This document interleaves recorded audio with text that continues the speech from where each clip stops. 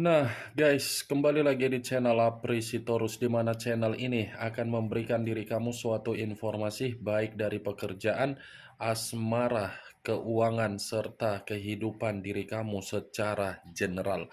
Sebelum saya memberikan suatu informasi dari berbagai aspek yang barusan saya katakan tadi, saya juga mengingatkan kepada teman-teman, informasi yang saya berikan terhadap diri kamu bukan suatu acuan untuk kamu ambil dan untuk kamu terima. Saya hanya bisa memberikan diri kamu suatu informasi berdasarkan kartu yang saya pegang ini. Diri kamu hanya bisa berencana terhadap kehidupan kamu, akan tetapi di balik dari informasi dan perencanaan tersebut, lagi-lagi yang menentukan adalah Sang Pencipta. Sebelum saya mengambil satu persatu kartu yang saya pegang ini secara acak, saya juga mengingatkan kepada teman-teman apabila ketemu dengan channel saya agar menekan tombol subscribe-nya dan menyalakan loncengnya supaya next video saya lebih semangat untuk memberikan suatu informasi baik terhadap kondisi energi kamu, manusia yang selama ini kamu prioritaskan, serta pihak ketiganya. Oke Wak Geng, kali ini saya ingin mengarah terhadap pihak ketiga. Hanya sekedar ingin mengarah dan ingin mengetahui bagaimana posisi pembawaan energi yang dimiliki oleh pihak ketiga. Apa yang dipikirkan, apa yang dirasakan, dan apa yang ingin disampaikan oleh kartu yang saya pegang ini. Kita langsung saja. Saya akan mengambil beberapa kartu, di mana kartu yang akan saya ambil nanti bisa saja bersifat resonet, bisa saja tidak bersifat resonet. Semuanya saya kembalikan terhadap pola pemikiran kamu, semuanya saya kembalikan terhadap situasi energi yang kamu miliki untuk saat ini.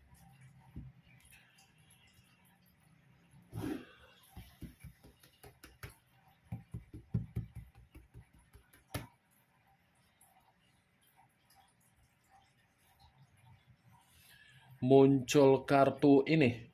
Sekali lagi saya mengatakan muncul kartu yang saya pegang ini. Di mana kemunculan kartu yang saya pegang ini seperti memberikan suatu gambaran atau isyarat yang dimana gambaran tersebut berasal dari kondisi keuangan. Kondisi keuangan yang bisa saja saya mengategorikan sepertinya untuk saat ini lagi tidak bersifat stabil. Bukan hanya tidak bersifat stabil, tetapi kondisi perasaan yang dimiliki oleh pihak ketiga, saya rasa saya mengategorikannya sedang tidak seimbang. Ketidakseimbangan ini mungkin ada unsur kesensitifan yang diterima oleh pihak ketiga dari manusia yang meninggalkan diri kamu.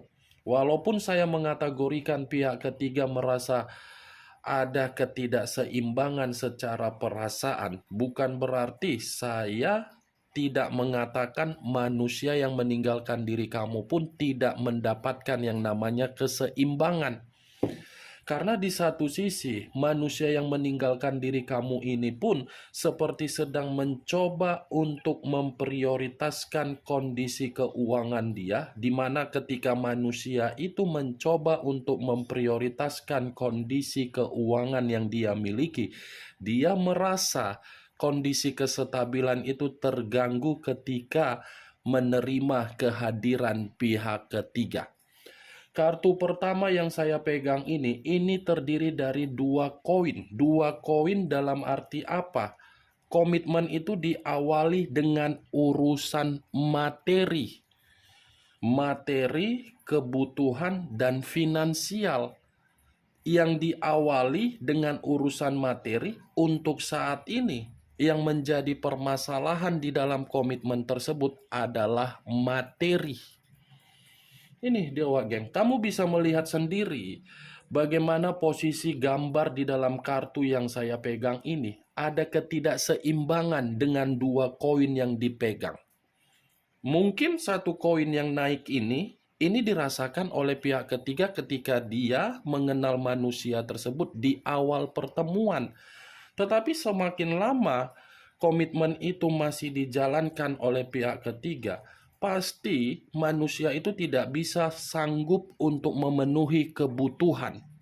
Walaupun memang di antara salah satu pihak ini tidak bisa saya salahkan atau menghakimi karena secara karakter ini tidak baik. Wah, geng.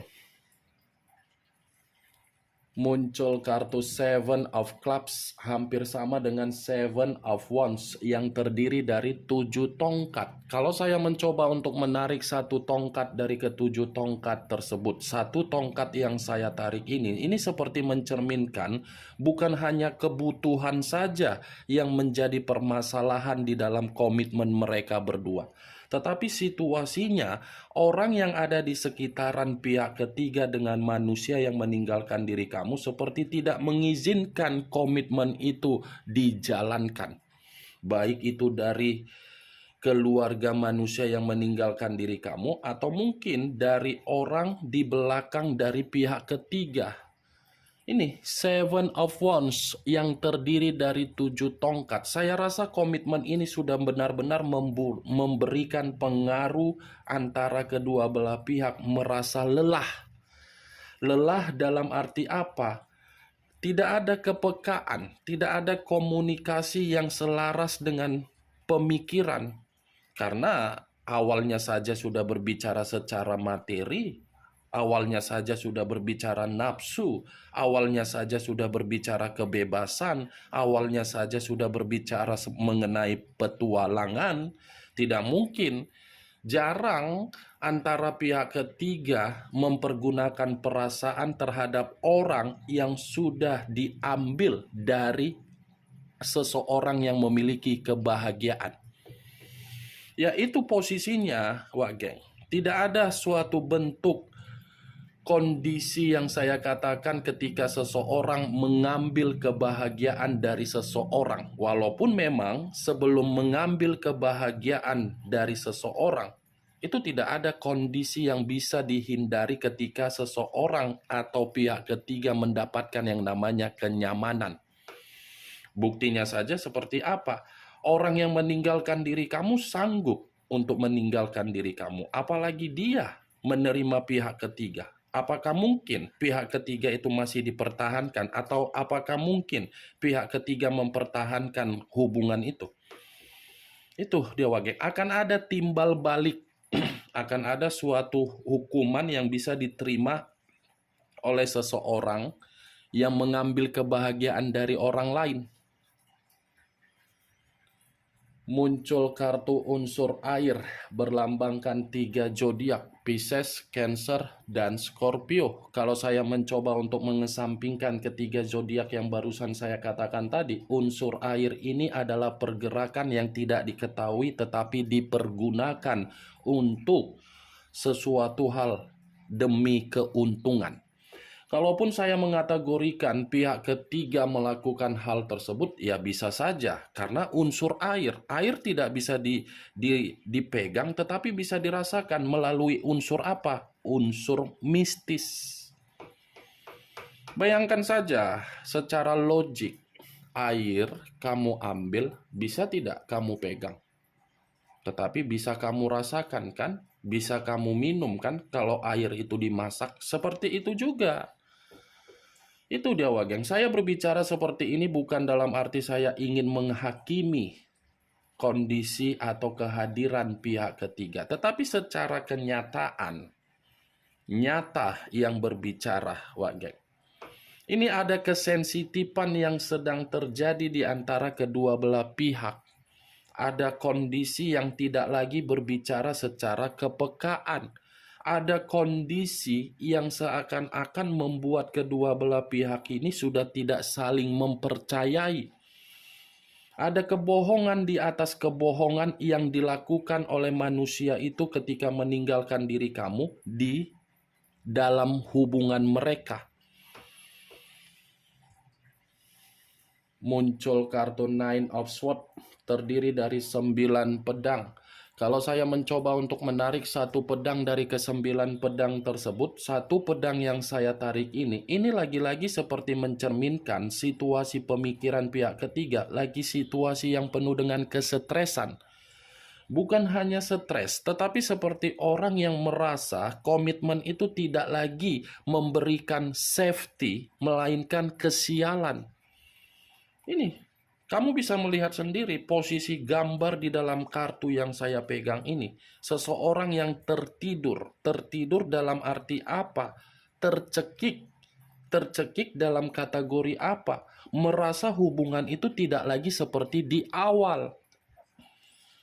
Itu dia Wageng, ada ketakutan yang begitu sangat luar biasa yang sedang dirasakan oleh pihak ketiga, di mana rasa ketakutan itu karena memang hubungan itu diawali dengan kondisi kebohongan, pengkhianatan, dan mengambil kebahagiaan dari orang lain.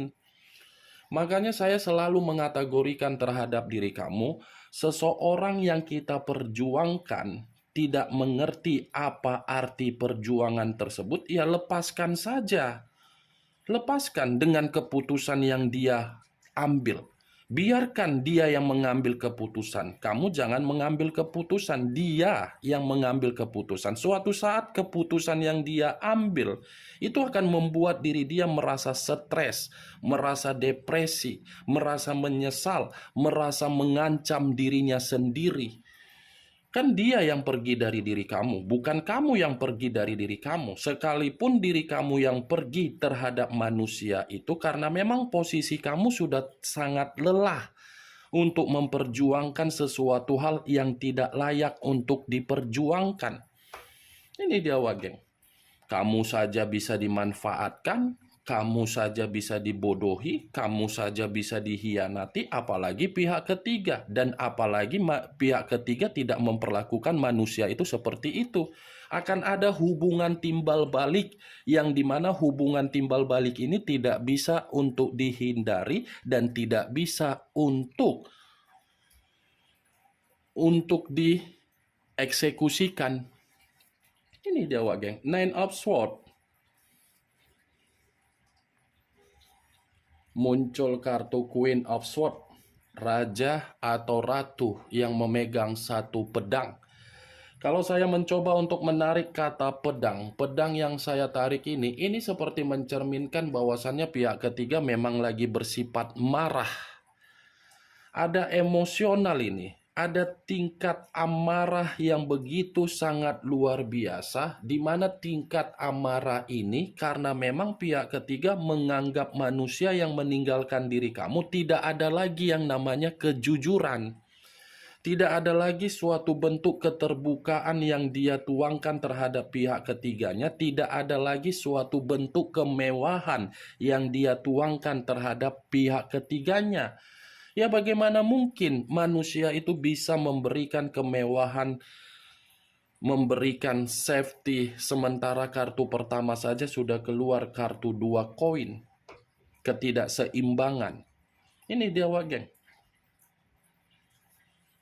Muncul kartu Six of Coin atau hampir sama dengan Six of Pentacles yang terdiri dari 6 koin, 3 di kiri, 3 di kanan. Kalau saya mencoba untuk menarik satu koin dari ke-6 koin tersebut, satu koin yang saya tarik ini seperti mencerminkan komitmen itu hanya sekedar memberi dan menerima. Apa yang saya katakan dari awal sampai saya membuka kartu Queen of Swords dibenarkan oleh munculnya kartu Six of Pentacles. Hubungan itu hanya hubungan yang bersifat memberi dan menerima. Memberi dalam arti apa? Manusia itu memberikan kemewahan, pihak ketiganya memberikan nafsu secara biologis. Makanya saya mengatakan tadi ada timbal balik. Timbal baliknya apa? Dia memberi, tetapi yang dia rasakan memaksa diri. Pihak ketiga menerima untuk saat ini apa yang diterima berbeda dengan awal ketika mereka menjalankan komitmen tersebut. Saya rasa komitmen itu untuk saat ini bersifat mengambang. Tidak ada kejelasan. Karena posisi Queen of Swords mengatakan pihak ketiga ini lagi sensitif, lagi marah. Muncul kartu Seven of Pentacles, tadi 6 koin, sekarang 7 koin. Kamu bisa melihat sendiri bagaimana posisi gambar di dalam kartu yang saya pegang ini. Seseorang yang berdiri tegak tetapi berdiri dalam kondisi menatap ke bawah. Menatap ke bawah dalam arti apa? Kegagalan, kesedihan, tabur tuai, karma, titik balik. Ya ibaratnya ini manusia ketika meninggalkan diri kamu, dia mengira kondisi kehidupan dia bahagia. Nyatanya apa? Itu dia Wageng. Kalaupun memang perkataan saya ini belum dibuktikan oleh manusia yang meninggalkan diri kamu, itu sengaja dia tutupi. Itu sengaja dia sembunyikan. Karena tidak akan mungkin seseorang bisa memberikan suatu kondisi yang nyata kalau seseorang itu merasa malu. Saya pun seperti itu juga kalau saya dalam posisi manusia itu. Ketika saya membanggakan orang lain dan orang lain tidak memberikan sepemikiran dengan apa yang saya banggakan, saya akan mencoba untuk menutupi kondisi tersebut. Dan saya akan mencoba untuk memperlihatkan bahwasannya saya bahagia terhadap manusia itu. Itu dia Wageng. Itulah resiko.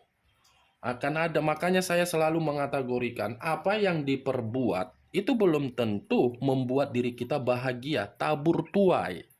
Tidak ada seseorang pun yang bisa menghindari yang namanya karma. Baik itu karma positif ataupun karma negatif. Itu yang ingin saya sampaikan. Seven of Pentacles. Kartu ini lebih mendominasi terhadap pihak ketiga yang dimana pihak ketiga ini merasa hubungan itu sudah tidak layak untuk dipertahankan tetapi memaksakan diri untuk dipertahankan. Mantap kan? Liciknya. Ya kan? Ya kan Wageng? Bagaimana? Apakah bisa kamu terima secara logika kamu? Anggap saja kita seperti ini hanya sekedar sharing atau bertukar pikiran antara adik dan kakak. Bukan berarti saya ingin mengata-ngatain pihak ketiga, tidak. Takutnya nanti kalau saya mengata-ngatain pihak ketiga, muncul pula asumsi-asumsi atau narasi yang seakan-akan persepsi ketika melihat pihak ketiga pasti ujung-ujungnya materi. Tidak, saya tidak mau mengarah seperti itu, tetapi kenyataan dari apa yang terjadi dengan kartu yang saya pegang ini. Itu dia Wageng. Seven of Pentacles sebagai kartu terakhir yang ingin saya katakan terhadap diri kamu dan sebagai kartu kesimpulan yang ingin saya sampaikan terhadap diri kamu. Bagaimana Wageng? Bisa masuk secara logika kamu? Ya kalau memang bisa masuk secara logika kamu silakan angkat. Tetapi kalau menurut diri kamu tidak bisa masuk secara logika kamu ya tidak usah kamu angkat. Anggap saja apa yang ada yang saya sampaikan tadi hanya sekedar gibahan yang tidak berfaedah, gibahan yang tidak berkualitas, gibahan yang tidak bermanfaat. Setidaknya apa yang saya katakan tadi kamu mengetahui apa isi dari kartu ini. Ingat, saya tidak memberikan diri kamu suatu bentuk sugesti agar sugesti tersebut bermain di dalam situasi pemikiran kamu. Semua kembali bagaimana situasi pemikiran kamu untuk menyikapi dan merespon apa yang saya sampaikan tadi.